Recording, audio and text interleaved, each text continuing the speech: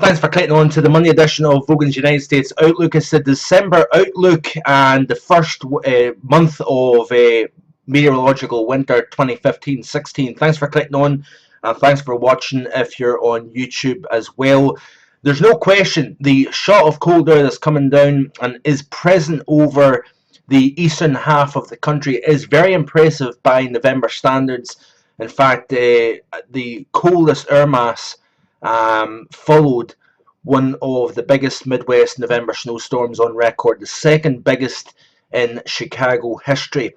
And once that snowstorm passed through after dropping 11.2 inches at O'Hare Airport and also upwards of 18 inches over parts of Iowa and South Dakota, we've seen the thermometer drop to 7 degrees yesterday morning at O'Hare, which ties the coldest November reading since 1986. Last year, as a matter of fact, was a very cold November across much of the United States, and the temperature did hit 7 degrees. So last year and this year both hit 7 degrees, but on the face of it, it is a warm November. There's no question about that. And quite often, El Nino years, when you've got a cold November, that tends to correlate quite well with a warmer winter. But when you've got a warm November, like was seen back in '82 and also 2009, we of course had a lot of fun and games later down the road. Now, what's quite interesting here, folks, is there appears to be a conducive temperature profile at the 50 HPA stratospheric level.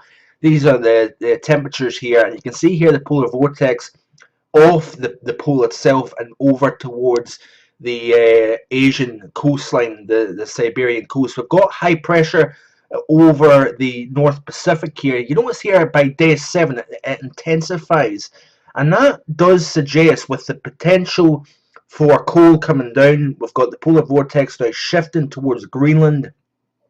That supports a positive NAO for sure, but it also supports the building of warmth up into Alaska, up into the western side of the Arctic, and the potential for cold down the road. Now, another good teleconnection is the recurving of this latest West Pacific typhoon. That tends to also build heights over the Pacific and therefore lowers heights over the North Pacific south of the Aleutians, pumps the ridge up into Western Canada and Alaska, and then forces the cold is already building southbound.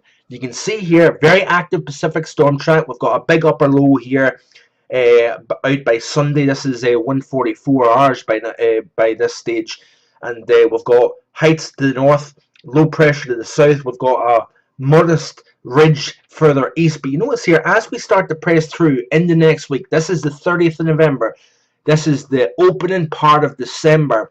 And it looks to get very interesting. This upper low pinballs underneath the ridge that's continuing to build northwards. And as we start to push through the sequence here, folks, you notice heights are starting to build up into Alaska and the western part of the West Pacific. Now, remember what I showed you with the 50 HPA temperature profile. There is ridging up into the stratospheric level. We are seeing that at the 500 millibar height anomaly level. One needs to watch this cold air here that's building over the Canadian archipelago. Could we see a connection with the ridge lifting north, cold coming south, and that area of low pressure crossing the country?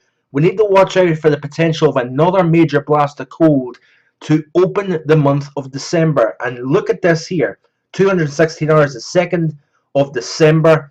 That there, folks, looks as if we could have a much deeper trough and storm system over the northeast as we open the month of December. So to summarize, it looks as if we could have fun and games to open the month of December.